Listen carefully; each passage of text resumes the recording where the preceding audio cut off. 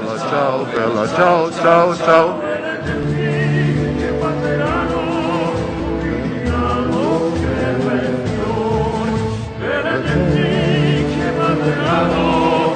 Milano che bel fiore.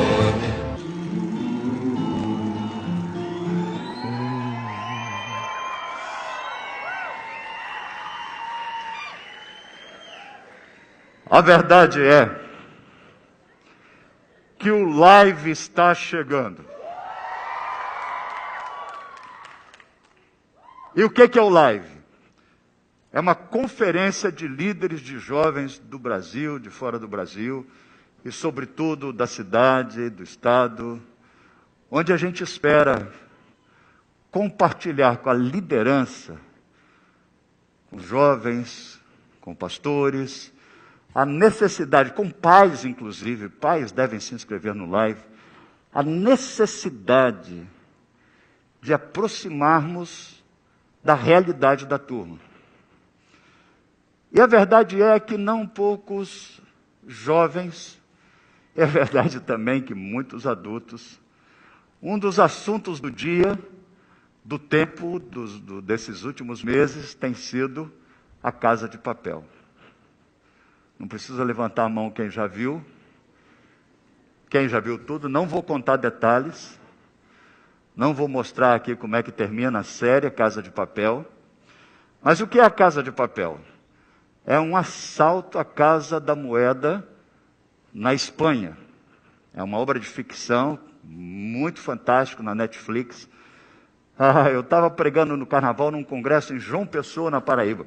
Quando eu cheguei lá, a juventude estava vestido assim. Eu falei, que isso? Eu entrei no estudo da Netflix, eles disseram, não, o tema hoje é Netflix. Eu falei, puxa vida. E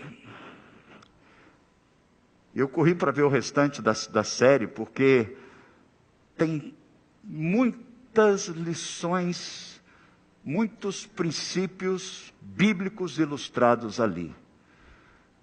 Nós vivemos numa realidade onde não só a juventude vem sendo assaltada.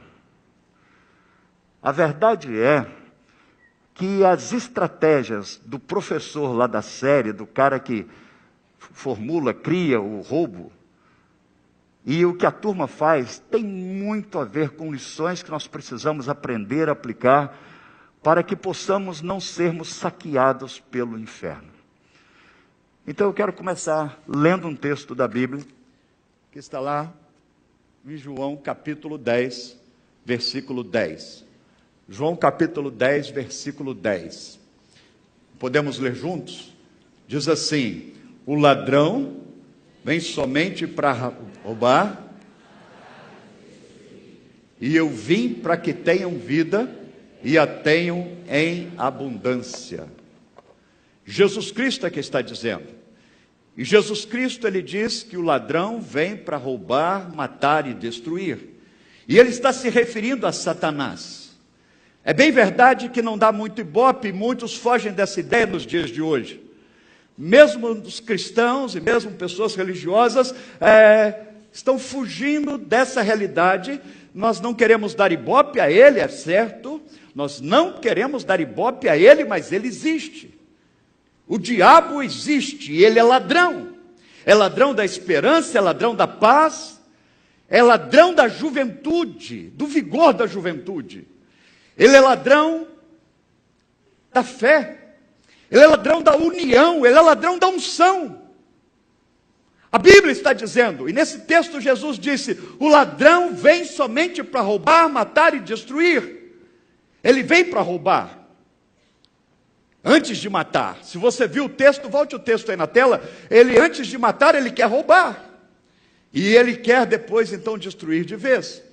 Mas Jesus disse, eu vim para que tenham vida e a tenham em abundância. Eu vim para que tenham vida e a tenham em abundância. Queridos, eu não creio que toda essa lama de imoralidade,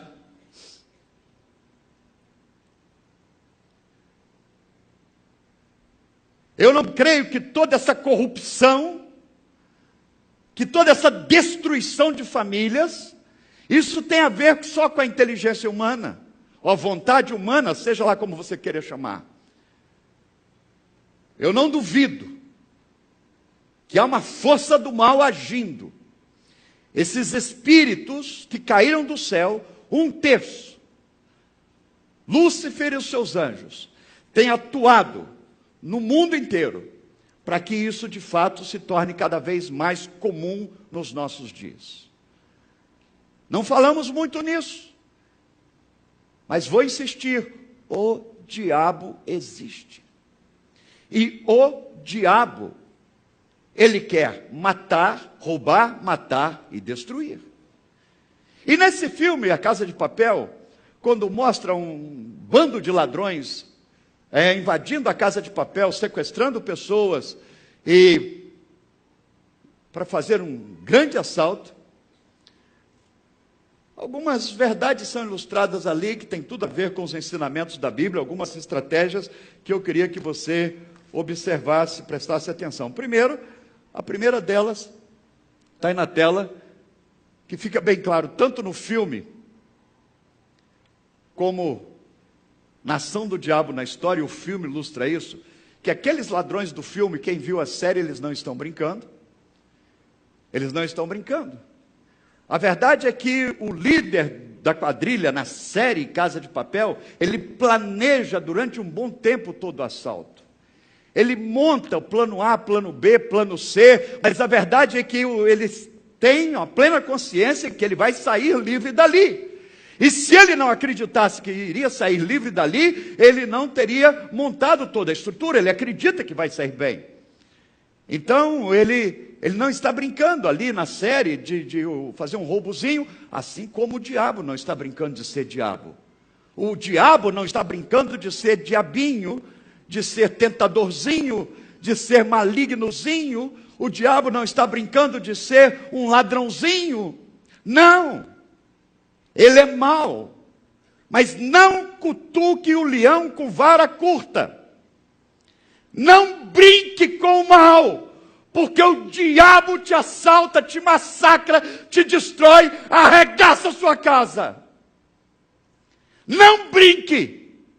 O que ele está fazendo no Brasil, o que ele está fazendo em tantos povos pelo mundo afora, o que ele está fazendo com a família, o que ele está fazendo com a moral, ele vai fazer. Ainda mais, se nós não levantarmos e resistirmos. Ele não está brincando de ser demônio. Apocalipse capítulo 12, versículo 12, diz assim, podemos ler juntos, Apocalipse 12, 12, pois isso, festejai aos céus, e vós os que neles habitais. Vamos juntos? Pois o diabo desceu até vós, cheio de grande cólera, sabendo que pouco tempo lhe resta. Continue o texto, ou vai até aí. Ai da terra e do mar, pois o diabo desceu até vós com grande cólera, sabendo que pouco tempo lhe resta.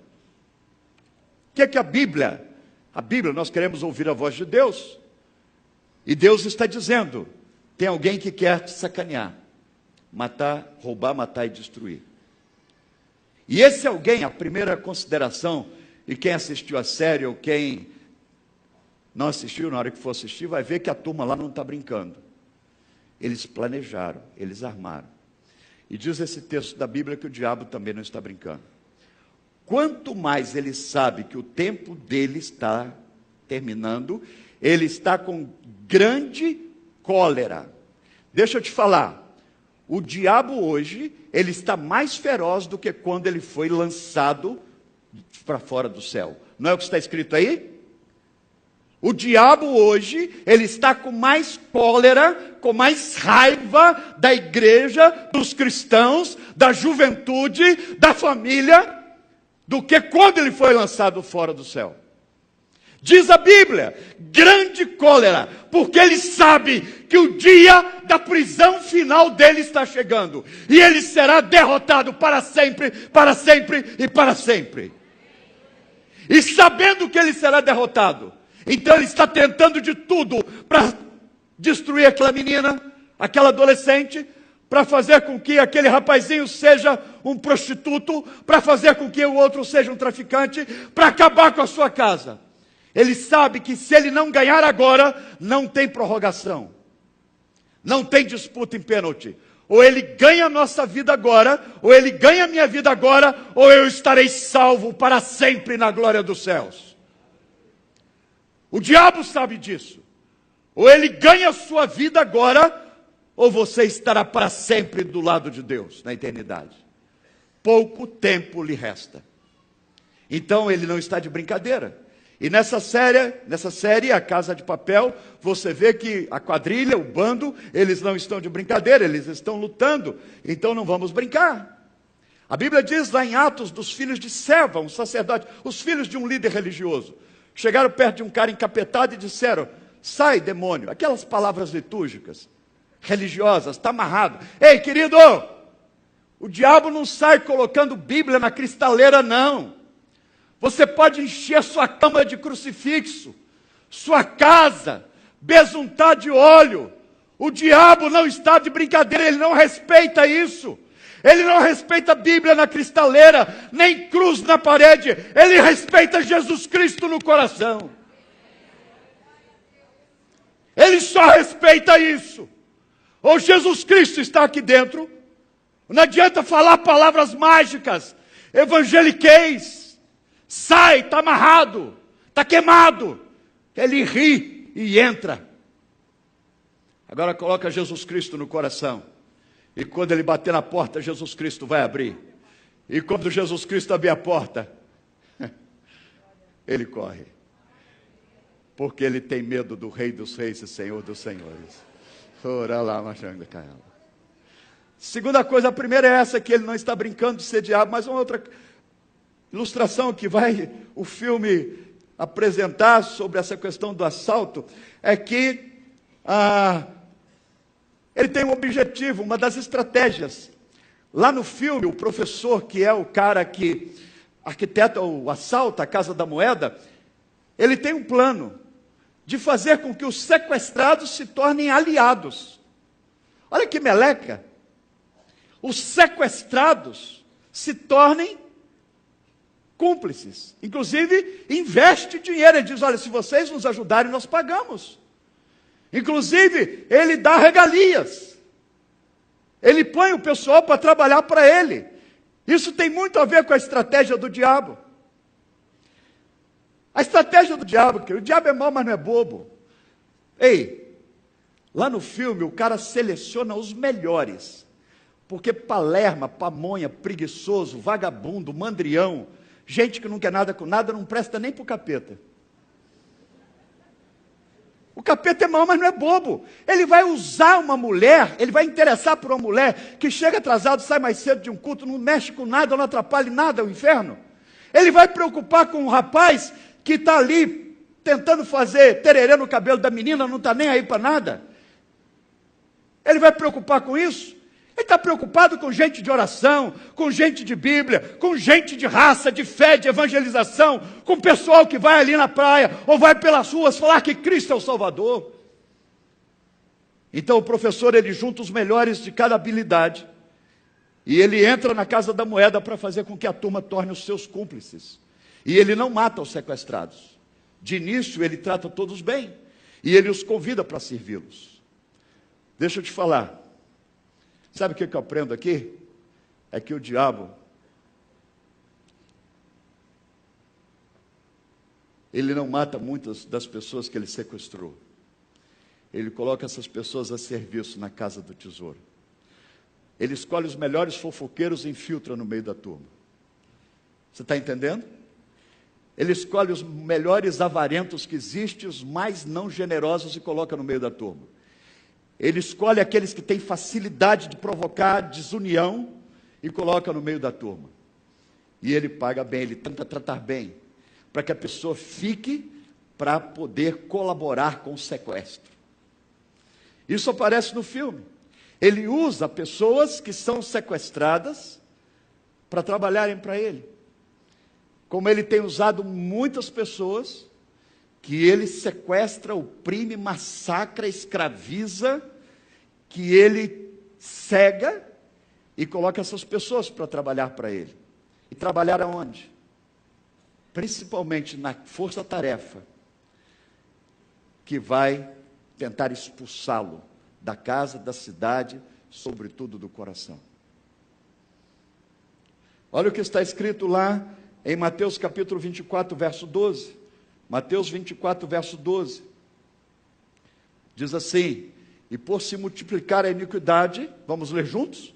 O amor de muitos, de quase todos, esfriará. E por se multiplicar a iniquidade, o amor. O que ele está falando aqui? É que essas pessoas trabalhando para o inimigo, vai gerando esse esfriamento do amor. O diabo não se preocupa com o fato de você vir à igreja. Ele só quer que você não se torne um apaixonado por essa família. O diabo não tem nenhum problema com o fato de você falar que acredita em Deus e que você acredita em Jesus e que você acredita na ressurreição. Ele não tem nenhum problema com isso. Ele tem problema quando você ora. Ele tem problema quando você proclama fé e quando você vive a realidade do Evangelho. Nós fazemos isso. Ele não tem medo. Ele não tem medo dos nossos projetos. Ele não se preocupa com nossas obras sociais. Ele treme quando oramos. Nós podemos dar muitas cestas básicas, isso não incomoda o inferno tanto quanto a oração. Nós podemos cantar bonito e termos uma programação bonita, isso não incomoda o inferno. Agora, quando nós levantamos e colocamos de pé como guerreiros, para, de fato, com as armas espirituais, repreendermos Satanás, aí ele treme. E aí ele fica furioso. Porque o objetivo dele é esse, que o amor de muitos se esfrie. E eu estava lá atrás vibrando, vendo as galerias cheias, com tanta gente que mudou nesse final de ano, e por causa dessa porcariada toda no país, tanta gente teve que sair do país. E tem cadeiras espalhadas para todo lado, além da meninada lá embaixo, e eu estava dando glórias a Deus, porque o amor de muitos não esfriou, e não vai esfriar. E não vai esfriar. Ele não vai conseguir colocar os cavalos de Troia dele aqui no meio. Ele não conseguirá fazer com que alguém aqui dentro trabalhe para ele, disseminando a desunião, disseminando a confusão, disseminando a rebeldia. Não conseguirá. Apesar do amor de muitos esfriar, mas nós estaremos lutando contra isso. Há uma outra verdade, e que eu quero que você preste atenção, é que você vai ver na série que o professor, o arquiteto do assalto à Casa da Moeda, ele usa de uma alta tecnologia para saber dos detalhes, de tudo que está acontecendo, equipamentos que apavoram, porque ele consegue antecipar o ato da frente policial. Ele consegue saber de tudo através de meios tecnológicos avançadíssimos. Você vai ver equipamentos sendo usados que você já viu, talvez. Deixa eu te falar uma coisa, o diabo também sabe. O diabo não é onisciente. O diabo não sabe todas as coisas. Ele não sabe o que Deus tem preparado para você nem para mim. E ele não sabe como é que será o meu amanhã. Mas ele sabe do meu hoje e do meu ontem. Porque ele é um guarda que não dorme. Vou repetir, o diabo não é onisciente, ele não sabe tudo. Mas o diabo sabe do meu ontem e do meu hoje, ele não sabe do meu amanhã. Mas sabendo do meu ontem, ele gera culpa. Sabendo do meu hoje, ele gera pressão. E aí então, ele usa de todo esse conhecimento para tentar me enfraquecer e me fazer desistir. E para te fazer desistir. Veja o que diz lá em 1 Pedro 5, versículo 8. Primeira carta de Pedro, capítulo 5, versículo 8, que prova essa verdade. Vamos ler juntos? Sede sóbrios e vigilantes. O diabo, vosso adversário, anda ao derredor. O diabo anda onde? No inferno. O diabo está onde? Diz a Bíblia. Tanto de católico como de protestantes. A Bíblia diz que o diabo existe e que ele anda ao derredor. Isso significa, Deus está ao redor, mas ele está ao derredor. E assim como Deus não dorme, ele não dorme, porque ele quer uma brecha para entrar. Disse Deus uma vez a ele: diabo, de onde você vem? E ele diz: de rodear a terra. E Deus disse: viste o meu servo Jó? Jó capítulo 1. E ele disse: é claro que eu vi Jó, eu estou de olho no Jó, eu quero pegar aquele cara, porque se eu consigo Jó, eu consigo uma família, eu consigo uma cidade. Aquele cara é formador de opinião. Se eu entro no coração e na casa de Jó, eu arrebento com uma história, com a história de muita gente. Viste o meu servo Jó? O diabo disse: eu estou de olho, mas o Senhor colocou uma cerca ao redor dele, o que eu posso fazer? Deus disse: eu vou abrir um pedaço da cerca, tenta pegar esse cara para você ver. Esse cara é meu, eu confio nele, eu sei que ele não joga água fora da bacia. E o inimigo pelejou, mas não conseguiu. Ele tentou me derrubar, eu clamei por Jeová, e foi ele quem caiu. E o inimigo pelejou. A verdade é que ele tem esse conhecimento, e ele vai pelejar. E em quarto lugar, a verdade é o seguinte: uma das propostas maiores dele é cauterizar a mente. No filme, o professor tenta julgar a opinião pública a favor dos bandidos, e os bandidos acharem que roubar é normal, até porque todos eles têm uma vida arrebentada. O pai morreu assaltando o banco, a outra matou a mãe, a outra ganhou um filho e não pôde cuidar do filho. Então é uma turma que se julga por direito serem ladrões e quer provocar na sociedade essa piedade, se postando com comiseração, dizendo: eu estou sozinho, eu sou órfão, eu fui estuprado, eu fui violentado, então eu tenho direito de ser mau. Eu sou roubado no Brasil, então eu posso roubar também. Eu sou injustiçado, eu posso injustiçar também. Inclusive essa música que nós hoje de manhã até cantamos, a música que aparece no meio do filme, não é a música de abertura, mas é a música que tem a ver com o movimento fascista de Benito Mussolini. Quando os fascistas tentavam impor na cabeça do povo justamente um sentimento tal, que eram miseráveis, que não podiam reagir. E aí a força contra o nazismo e o comunismo e o socialismo, que é tudo a mesma coisa, farinha do mesmo saco. A força se levantou e começou a dizer: nós vamos lutar contra. Adeus, querida, se eu morrer, foi por uma causa boa. A verdade é que o diabo ele quer fazer com que as pessoas achem que o mal é o bem. E o bem é o mal. Paulo, escrevendo aos Coríntios, 2 Crônicas, capítulo 4, versículo 4, diz assim, vamos ler juntos? 2 Coríntios, capítulo 4, versículo 4. Vamos ler juntos? Nos quais o Deus deste século, para que não lhes resplandeça a luz do Evangelho, da glória. O que ele fez? Cauterizou a mente. Então tem muita gente vivendo uma porcaria de vida, tem muita gente não vivendo como águia, como Deus planejou, mas não estão vendo que são minhocas. Se olham no espelho e se acham, porque o Deus desse século, que é o diabo, ele cegou o entendimento. Tem moças, rapazes, homens e mulheres com a cabeça cheia de calo, de tanto dar cabeçada em porta fechada, mas não veem o quão babacas estão sendo, cometendo os mesmos erros, porque o Deus desse século cegou o entendimento. A pessoa está fazendo o pior, mas está achando que é bom. Inclusive no filme, alguns funcionários da Casa da Moeda se tornam aliados. E a sociedade fica com pena dos bandidos. Eles conseguem gerar essa cauterização da consciência, essa cauterização da mente. Mas para encerrar, não vou falar tudo, nem vou mostrar nada do filme para não atrapalhar. Mas a verdade é o seguinte, nós vamos cear agora. A questão maior é o seguinte, João escreveu: jovens, eu vos escrevo porque sois fortes e tendes vencido o maligno. Juventude, vocês têm garra. Mas e os mais velhos? Também são jovens, porque quem se envolve com Deus se renova a cada dia. Então somos fortes e vamos vencer o maligno. Venceremos o maligno. A questão é, como vencer?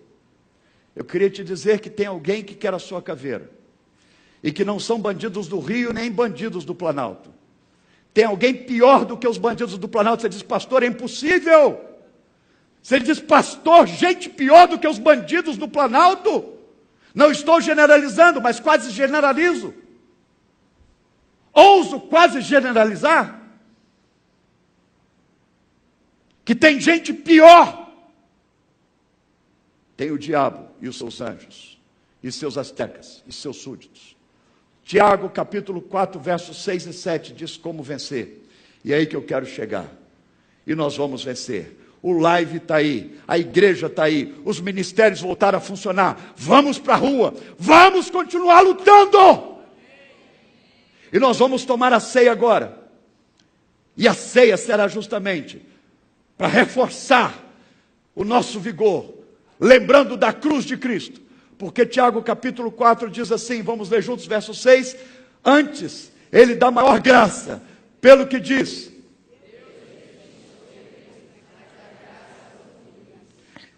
sujeitai-vos, portanto, a Deus.